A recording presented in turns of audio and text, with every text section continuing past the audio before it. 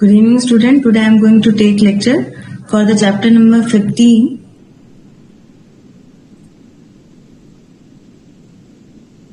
अगर मेरी स्लाइड आपको शो हो रही है तो प्लीज मुझे चैट बॉक्स में बता दें, अदरवाइज नहीं हो रही है तो आप बता दें कि शो नहीं हो रही है, नहीं का मैसेज मुझे कर दें। ओके, चैट बॉक्स में प्लीज बताएं स्लाइड शो हो रही है कि नहीं।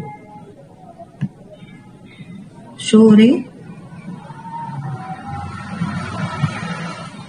हो रही है, ओके, थैंक यू। तो आज हम चैप्टर नंबर 15 पढ़ने जा रहे हैं, ह्यूमन एनाटॉमी एंड फिजियोलॉजी का रिप्रोडक्टिव सिस्टम। मेल फीमेल दोनों के ही रिप्रोडक्टिव सिस्टम के बारे में हम पढ़ेंगे आज। देखिए, रिप्रोडक्टिव सिस्टम जो होता है आपका, इंट्रोडक्शन हम पढ़ने जा रहे हैं कि ह्यूमन आर विविपेरस। विविपेरस का मतलब जो जिनका एम्ब्रियो माने बच्चा कहाँ डेवलप होता है? फीमेल्स बॉडी के अंदर। विविपेरस वो होते हैं जिनकी फीमेल की बॉडी के अंदर बच्चे का विकास होता है, एम्ब्रियो का विकास होता है, उन्हें विविपेरस एनिमल्स कहते हैं। Both mails and females have different reproductive organ, और इसमें मेल और फीमेल विविपेरस जो होते हैं उनकी जो मादा होती है वो अपने अंदर एम्ब्रियो को ग्रो करवाती है, डेवलप करवाती है, और साथ ही साथ मेल और फीमेल के रिप्रोडक्टिव ऑर्गन आपस में भिन्न होते हैं। ठीक है। Anatomy and physiology of male reproductive system, it involves those organ. हम किसके बारे में पढ़ने जा रहे हैं? मेल के रिप्रोडक्टिव ऑर्गन के बारे में पढ़ने जा रहे हैं। एक पुरुष में कौन कौन से जननांग होते हैं, कौन कौन से रिप्रोडक्टिव ऑर्गन्स होते हैं, उनके बारे में पढ़ने जा रहे हैं। तो it involves the organ which produce and deliver the male gamete into female reproductive tract. इसमें वो organs, it involves those organ. Male reproductive system उन ऑर्गन्स को अपने अंदर सम्मिलित करता है जो कि डिलीवर, पहुंचाने का काम करें मेल गैमेट मतलब स्पर्म को इनटू अंदर फीमेल के रिप्रोडक्टिव ट्रैक्ट में। तो ऐसे ऑर्गन्स जो सहायक हों स्पर्म को डिलीवर करने में फीमेल बॉडी के अंदर, फीमेल के रिप्रोडक्टिव सिस्टम के अंदर। अब इस स्पर्म को डिलीवर करने के ऑर्गन्स कौन कौन से हैं? नंबर 1 स्क्रोटम, जिसे और पेयर ऑफ टेस्टिस। स्क्रोटम जो थैला है जिसके अंदर टेस्टिस उपस्थित होते हैं। ठीक है। Number 3 accessory duct, number 4 glands, और नंबर 5 एक्सटर्नल जेनिटलिया। इतने ऑर्गन्स आपके उसमें उपस्थित होते हैं। तो यहाँ पे बच्चों ये स्ट्रक्चर्स हैं, इनकी अगर आप प्रैक्टिस कर सके, स्पेशली मेल की जरूर करिएगा। देखिए, मेल में सेमिनल वेसिकल्स होते हैं, प्रोस्टेट ग्लैंड होती है, ये पेनिस है, ये आपके टेस्टिस है। टेस्टिस के ऊपर जो थैली है जिसके अंदर टेस्टिस होता है वो स्क्रोटम है, और ये आपका यूरेथ्रा है। ठीक है। फीमेल्स का देखिए ऐसा कुछ होता है, ये सर्विक्स होता है, यूट्रस के माउथ को सर्विक्स कहते हैं, और ये रास्ता जो है ये वजाइना है, यहीं पे स्पर्म आता है जो यहाँ से होते हुए ओम से मिलने के लिए जाता है। ठीक है, स्पर्म। ठीक, तो ये ओवरी है जहाँ से ओम बनते हैं, फैलोपियन ट्यूब से खिसक के इधर आते हैं जहाँ स्पर्म ओम क्या कहते हैं, जाइगोट का निर्माण करते हैं। ये यूटेरस है। नेक्स्ट आ गया आपका, अब यूरिनरी ब्लैडर मेल के रिप्रोडक्टिव ऑर्गन को दिखा रहे हैं कि एक तो इसकी यूरिनरी ब्लैडर है जिसमें यूरिन इकट्ठा होती है। वासा डिफरेंस है। वासा डिफरेंस किससे पाई जाने वाली नलिका है? ये आपके टेस्टिस से पाई जाने वाली नलिका है। टेस्टिस से पाई जाने वाली नलिका जो उभरती है उससे, उसे कहते हैं वासा डिफरेंस। इसके सबसे ऊपर एक ऑर्गन होता है टेस्टिस के ऊपर, उसे कहते हैं एपिडाइडेमिस। ठीक है। और स्क्रोटम क्या है? क्योंकि थैले के अंदर ये टेस्टिस पाए जाते हैं, 2 जोड़ी टेस्टिस होते हैं, ये किसके अंदर पाए जाते हैं? स्क्रोटम के अंदर। फिर ये पेनिस है, यूरेथ्रा जहां से यूरिन बाहर निकलती है, फिर वासा डिफरेंस जो कि टेस्टिस की ट्यूब है, यूरिनरी ब्लैडर ये आप देख चुके हैं, फिर यहाँ पे है सेमिनल वेसिकल, फिर रेक्टम। ठीक, और ये एनस है जहां से मल त्याग करते हैं, और prostate gland. Prostate gland secretion देती है, किस लिए देती है?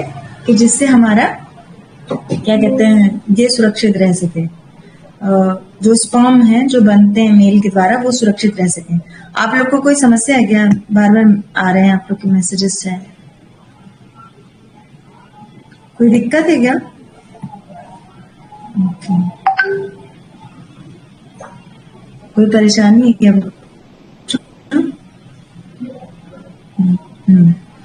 ठीक है, अच्छा। इसके बाद देखिए बच्चों, तो ये एक स्ट्रक्चर है, चाहे तो ये वाला मेल रिप्रोडक्टिव सिस्टम का स्ट्रक्चर, अगर मेल रिप्रोडक्टिव सिस्टम आता है ना, तो ये वाला तैयार कर लेना स्ट्रक्चर खूब बढ़िया से, नंबर मिल जाएगा। और अब हम पढ़ेंगे स्क्रोटम और टेस्टिस। मेल फीमेल में मेल का ही आता है ऐसे तो, फीमेल का आता नहीं। फीमेल का आ भी था तो शायद यूट्रस को पूछ ले, बट उतना आता नहीं। Scrotum and testis. Testis are located outside the abdominal cavity. Testis जैसे आपने फिगर में भी देखा था कि टेस्टिस कहाँ है, आउटसाइड द कैविटी, शरीर के बाहर उपस्थित है ना टेस्टिस। ये हैंगिंग सिचुएशन में होते हैं मेल के अंदर। तो टेस्टिस लोकेटेड होते हैं outside the abdominal cavity. Abdominal cavity के आउटसाइड में टेस्टिस उपस्थित होते हैं। और कहाँ उपस्थित होते हैं ये टेस्टिस? एब्डोमिनल कैविटी मतलब आपका पेट का जो कैविटी है, गड्ढा है, उसके बाहर पाया जाएगा। और किसके अंदर पाया जाएगा? स्क्रोटम थैले के अंदर। कौन? टेस्टिस। Scrotum has 2 compartments. अब स्क्रोटम के जैसे एक बरामदा, उसमें 2 कमरे बन जाए, तो स्क्रोटम के 2 कंपार्टमेंट हैं, 2 भाग हैं, और दोनों भाग में एक एक टेस्टिस उपस्थित होता है। तो एक पुरुष में 2 टेस्टिकल्स होते हैं। An epididymis and testicular end of the spermatic cord. और उसी टेस्टिस में देखो एपिडाइडमिस होता है और testicular end of the spermatic cord होता है। तो ये फिगर में यहाँ पे दिखाया होगा, एपिडाइडमिस है, फिर टेस्टिस है, इसमें नहीं दिखाया है, इस फिगर में भी वो पूरा स्ट्रक्चर नहीं है। आप देखेंगे तो ये तीनों चीजें वहां दिखेंगी, अगर आप बड़ी बुक से कहीं देखेंगे तो इतना याद कर लीजिए सिंपल कि स्क्रोटम होता है, स्क्रोटम में टेस्टिस होता है, टेस्टिस में एपिडाइडमिस होता है, टेस्टिस का एंड होता है, टेस्टिकुलर एंड, और स्पर्मेटिक कॉर्ड होता है। अब स्क्रोटम जो होता है वो क्या करता है? हेल्प करता है। क्या मदद करता है? मेंटेन करने के लिए, व्यवस्थित करने के लिए। क्या व्यवस्थित करने के लिए? Low temperature of testis. किसका टेम्परेचर लो करता है? टेस्टिस का 2 से 2.5 degree lower than the body. क्यों करता है ऐसा टेम्परेचर लोअर?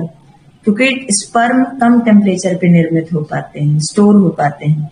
इसलिए टेस्टिस जो होता है उसका जो तापमान होता है वो सदैव बॉडी के तापमान से 2 से 2.5 सेंटीग्रेड कम करके रखता है।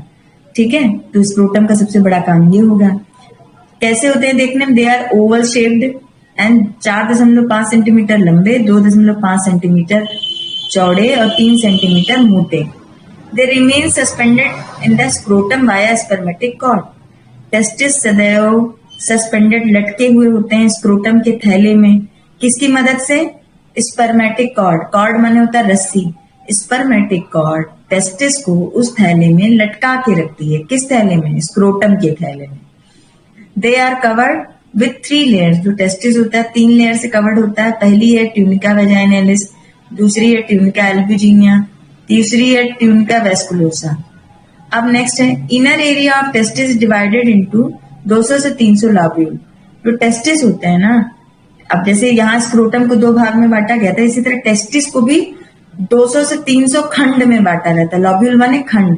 ठीक है, विद इन ईच लॉब्यूल 1 से 4 सेमिनिफेरस ट्यूब्यूल होते हैं। टेस्टिस को 200 से 300 खंडों में बांटा गया और हर खंड में मतलब हर लॉब्यूल में 1 से 4 सेमिनिफेरस ट्यूब्यूल होती हैं। सेमिनिफेरस ट्यूब्यूल स्पर्म को ट्रांसफर करवाती हैं। और ये ट्यूब्यूल किससे सराउंडेड होती हैं?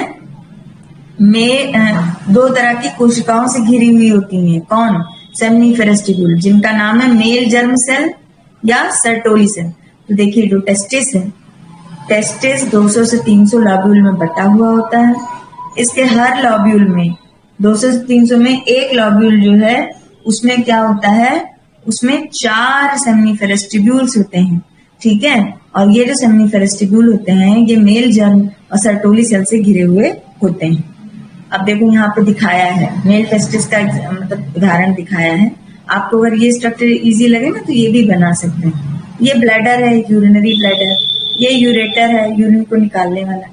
ये सेमिनल वेसिकल है। ठीक है, ये प्रोस्टेट ग्लैंड है, ये यूरेथ्रा है, ये इरेक्टाइल टिश्यू है, ये स्क्रोटम है, ये टेस्टिस है और ये पेनिस है। ठीक है, अगर ये बन जाए तो ये बना लीजिएगा, बहुत इजी है।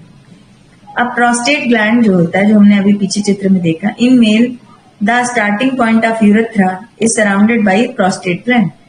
पुरुषों में जो यूरेथ्रा का शुरुआती भाग होता है वो घिरा हुआ होता है प्रोस्टेट ग्लैंड से। In this there are 24 more duct, और इसमें 24 से अधिक डक्ट पाई जाती हैं। प्रोस्टेट मिल्की फ्लूइड रखता है अपने अंदर। प्रोस्टेट ग्लैंड से एक दूधिया कलर का लिक्विड निकलता है जिसका पीएच 6.5 होता है। इसके अंदर आयरन होता है, जिंक होता है, सिट्रिक एसिड होता है, फॉस्फेटेज होता है, प्रोटियोलाइटिक एंजाइम होता है, और जो कि तो प्रोस्टेट ग्लैंड क्या सिक्रेट करती है? एक दूधिया सिक्रेशन जिसका पीएच 6.5, जिसमें zinc, citric acid, iron, phosphatase, proteolytic enzyme उपस्थित होते हैं। Fibrinolysin is the proteolytic enzyme responsible for the liquid nature of semen. जो सीमेन होता है ना, सीमेन क्या होता है? मेल के पेनिस से एक दूधिया सिक्रीशन निकलता है जिसे सीमेन कहते हैं, और उस सीमेन में स्पर्म होते हैं। तो सीमेन बॉडी के अंदर हमेशा लिक्विड में रहता है, जैसे हम पुरुष की बॉडी से बाहर निकलता है वो थक्का बन जाता है। तो ये जो सीमेन होता है मेल का, उसको सदैव लिक्विड द्रव्य के स्वरूप में रखने के लिए एक एंजाइम लगता है जिसे कहते हैं फाइब्रिनोलाइसिन प्रोटियोलाइटिक एंजाइम, जो कि प्रोस्टेट ग्लैंड में पाया जाता है। Around 1/3 of the semen is made up by the prostate secretion. कहते हैं जो सीमेन बनता है उसका एक तिहाई हिस्सा प्रोस्टेट ग्लैंड के द्वारा बनता है। प्रोस्टेट ग्लैंड का सिक्रीशन 1/3 हिस्सा सीमेन का बनाता है। बल्बो यूरेथ्रा या काउपर्स ग्लैंड, ये मटर के दाने के साइज की ग्लैंड होती हैं। ये प्रोस्टेट ग्लैंड के नीचे पाई जाती हैं, इंफीरियर माने नीचे। ये सिक्रेट करती हैं एल्कलाइन म्यूकस। एक एल्कलाइन म्यूकस, जैसे उससे मिल्की सिक्रीशन निकल रहा था, इससे एल्कलाइन म्यूकस निकलता है, चिपचिपा पदार्थ। ये एल्कलाइन म्यूकस हेल्प करता है पेनिस को सॉफ्ट करने के लिए, लुब्रिकेट करने के लिए, मुलायम करने के लिए, और उसका पीएच न्यूट्रलाइज करने के लिए, जो यूरिन की वजह से होता है, जो पीएच घटता बढ़ता है, उसको नियंत्रित करने के लिए जो काउपर्स ग्लैंड का एल्कलाइन म्यूकस निकलता है। नेक्स्ट, एक्सटर्नल जेनाइटेलिया या पेनिस जिसे हम कहते हैं। पेनिस ये सस्पेंडेड होता है, लटका हुआ होता है एक्सटर्नली बाहर की तरफ, एंड हैज यूरेथ्रा, और उसके अंदर यूरेथ्रा होती है। मेल का जो पेनिस होता है वो बाहर की तरफ बॉडी से पाया जाता है और उसमें यूरेथ्रा होती है जिससे यूरिन निकलती है। When it is flaccid, it is of cylindrical shape, but when it is, जब ये flaccid हो मतलब नॉर्मल स्थिति में हो, कोई उसमें उत्तेजना ना हो, कोई स्टिमुलेंट ना हो टेस्टिस में, ठीक है, तो उस समय तो ये सिलेंड्रिकल शेप की रहेगी, बेलनाकार आकृति की। लेकिन जैसे ही ये इरेक्ट होगा स्टिमुलेंट आने पे, तो पेनिस का आकार सिलेंड्रिकल ना रह के ट्राइंगल हो जाता है, ठीक है, तीर के जैसा ट्राइंगल हो जाएगा। सिलेंड्रिकल बेलनाकार न रह के वो त्रिभुजाकार आकृति में लंबा सा इसका आकार बदल जाएगा।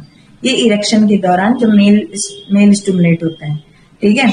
It involves 3 cylindrical spaces of erectile tissue, और पेनिस के अंदर 3 तरह के सिलेंड्रिकल स्पेस होते हैं जिसमें इरेक्टाइल टिश्यू उपस्थित हो। इरेक्टाइल का मतलब कोई चीज सीधी रखना। इरेक्टाइल टिश्यू की वजह से स्टिमुलेशन के दौरान पेनिस इरेक्ट रहता है, सीधा रहता है, ठीक है। The 2 of which are larger, जिनमें से 3 इरेक्टाइल टिश्यू में 2 तो बड़ी बड़ी हैं और एक कॉर्पोरा कवर्नेसा जो है, जो साइड बाय साइड पाई जाती है। जो तीसरी है वो क्या, देखो कॉर्पोरा केवर्नेसा है, वो साइड बाय साइड पाई जाती है, ठीक है, किनारे किनारे पेनिस के, ठीक है। जो तीसरी है, third one is the sinus है, जिसे हम कार्पस स्पॉन्जियोसम कहते हैं। ये यूरेथ्रा के ऊपर पाई जाती है। तो पहली दूसरी पेनिस के साइड बाय साइड, और कार्पस स्पॉन्जियोसम जो है यूरेथ्रा, यूरिन जहां से निकलती है उसके ऊपर पाई जाती है। तो तीनों पाई गई, 2 तो बड़ी बड़ी है और एक छोटी सी है। The penis become rigid, penis कभी कभी बहुत सख्त हो जाता है। When these spaces filled with blood, जब ये तीनों स्पेस में, कौन कौन से स्पेस में, एक तो कार्पोरा केवर्नोसा में और कार्पस स्पॉन्जियोसियम में। कार्पोरा केवर्नोसा संख्या में 2 है, कार्पस स्पॉन्जियोसियम संख्या में 1 है। ये दोनों हैं क्या, इरेक्टाइल टिश्यू हैं जो पेनिस में पाई जाती हैं। जब इन इरेक्टाइल टिश्यू के अंदर, स्पेसेस के अंदर ब्लड भर जाता है तो पेनिस बहुत रिजिड, सख्त, कड़ा हो जाता है। अब ये स्ट्रक्चर दिखा रहे हैं कि यूरिनरी ब्लैडर है, प्रोस्टेट ग्लैंड है, बल्बो यूरेथ्रल ग्लैंड है।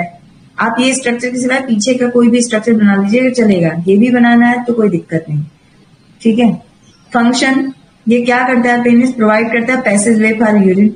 इसी से यूरिन बाहर निकलती है, साथ ही साथ इसी से स्पर्म रिलीज होते हैं फीमेल के रिप्रोडक्टिव ट्रैक्ट में।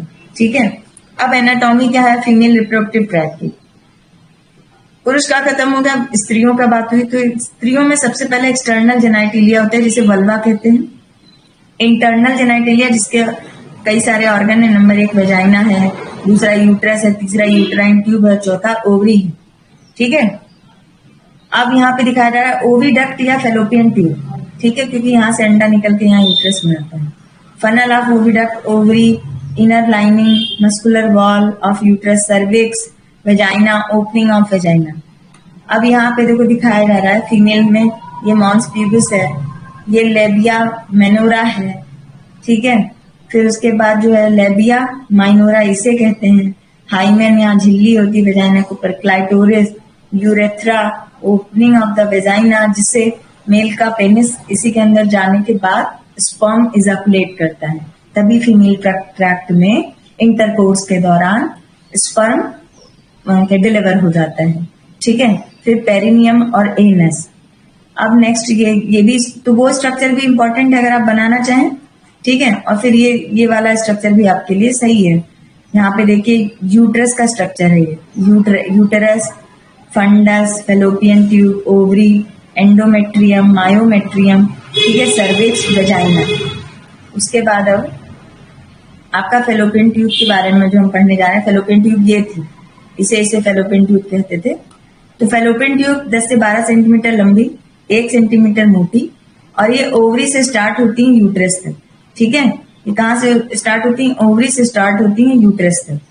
फिर उसके बाद इसमें 3 पार्ट होते हैं फेलोपियन ट्यूब के। पहला पार्ट इस्थमस, ऐसा पार्ट जो कि यूट्रस के सबसे पास में पाया जाए। एम्प्यूला, ऐसा part immediate part of the site for fertilisation.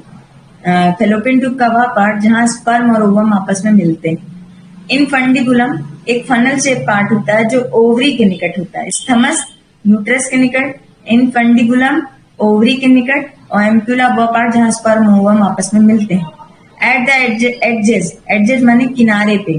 ठीक है, किनारे पे इनफंडिबुलम के फिंगर के जैसे दिखने में संरचनाएं होती हैं जिसे हम फिम्ब्रे कहते हैं। वो क्या करती हैं? ओवम को कलेक्ट करती हैं ओवरी से और फिर कहाँ पहुंचाती हैं? एम्प्यूला तक। ठीक है, ये वाले स्ट्रक्चर में देखिए, ये फिंगर जैसी संरचनाएं नहीं है, ये क्या है? फिंगर जैसी संरचनाएं जिसे हम फिम्ब्रे कहते हैं। और फिम्ब्रे का काम होता है ओवरी से ओवम इकट्ठा करना और यूट्रस पे पहुंचाना। ठीक है, ये हो गया। अब नेक्स्ट यहाँ पे दिखाया गया है एम्प्यूला, ये है। इस्थमस जो यूट्रस के पास है, इनफंडिबुलम जो ओवरी के पास है, एम्प्यूला। ये स्ट्रक्चर देखिए आपको फेलोपियन ट्यूब को समझाने के लिए है। नेक्स्ट ओवरीज जो है, they are oval shaped pair organ present on the either side of the uterus. ये अंडाकार आकृति के एक जोड़ा ऑर्गन है, ये यूट्रस के दोनों तरफ पाए जाते हैं, जो कि आप इस फिगर में देख सकते हैं, एक ओवरी दूसरी ओवरी। ठीक है, उसके बाद they produce female sex gamete, ये फीमेल के अंडाणुओं का निर्माण करते हैं और साथ ही साथ स्टेरॉयडल हार्मोन एस्ट्रोजन को सिक्रीट करते हैं। ठीक है, दे आर अबाउट 2 से 4 सेंटीमीटर लॉन्ग, ये 2 से 4 सेंटीमीटर लंबे होते हैं। अब स्ट्रक्चर क्या है ओवरी का? इसमें सबसे पहली लेयर पाई जाती है जर्मिनल एपिथेलियम की, जो आउटर कवरिंग है ओवरी की। दूसरी ट्यूनिका एल्बुजिनिया, ये व्हाइट कैप्सूल है, व्हाइट लेयर है, जो कि क्या कहते हैं, जर्मिनल एपिथेलियम के नीचे पाई जाती है। तीसरी ओवरियन मेड्यूला, ये किसके नीचे पाई जाती है? ओवरियन कॉर्टेक्स के नीचे, और ये कनेक्टिव टिश्यू, नर्व और ब्लड वेसल से निर्मित होती है। फिर आया कॉर्पस ल्यूटियम, ये फ्रेगमेंट है किसका? ग्राफियन फॉलिकल का।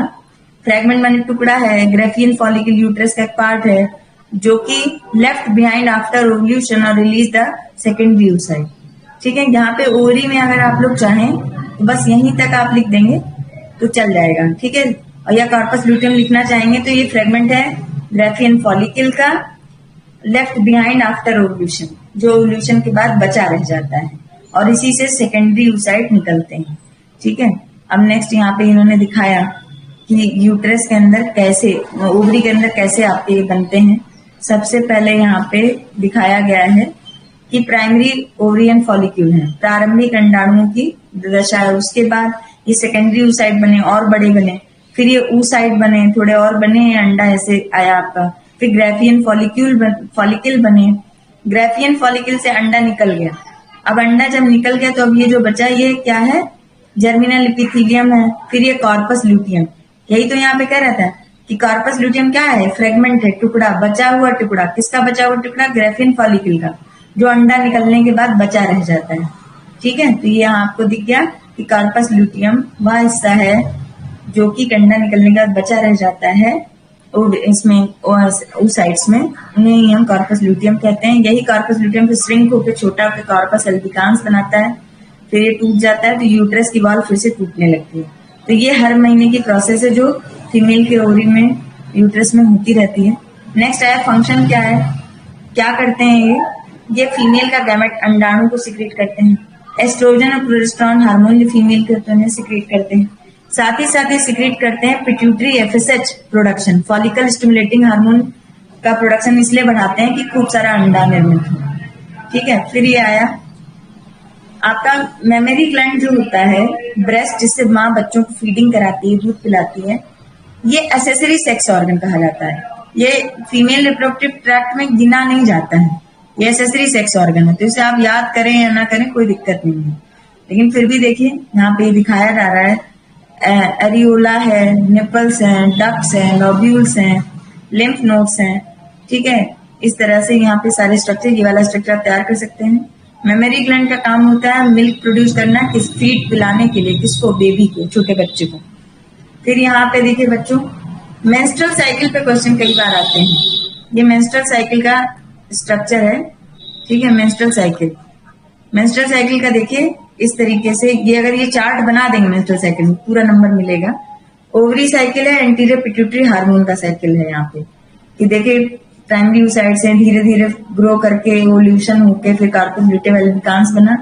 फिर हार्मोन शुरुआत में, मेंसेस का मतलब होता है पीरियड्स होना, जब इस दशा में फीमेल में ब्लड निकल रहा होता है उनकी वजाइना से, 4 से 5 दिन तक उन्हें मेंस्ट्रुअल साइकिल रहती है। 4 to 5 डेज का ब्लीडिंग प्रोसेस होता है किसी फीमेल में।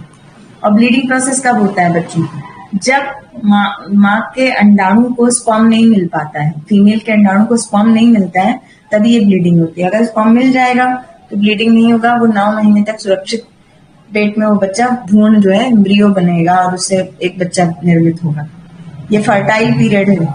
देखो 0 डेज पे मेंसेस है, 14वें डेज पे फर्टाइल पीरियड, मतलब इस समय अगर स्पर्म आए तो स्पर्म मिलकर जाइगोट बना सकते हैं।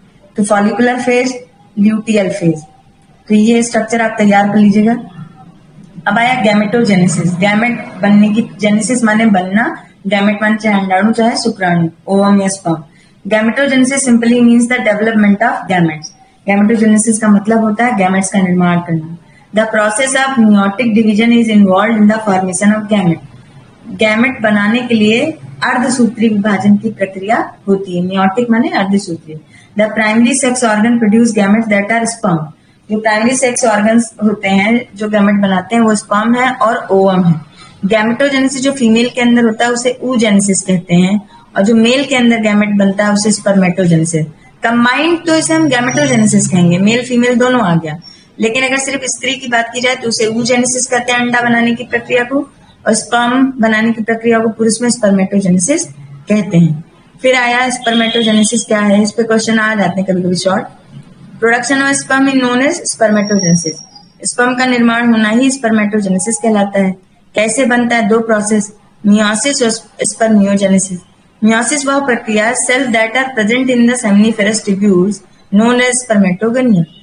सेमिनिफेरस ट्यूब्यूल की जो कोशिकाएं होती हैं उन्हें हम स्पर्मेटोगोनिया कहते हैं। ये माइटोसिस से गुजरती हैं, समसूत्री विभाजन से गुजरती हैं।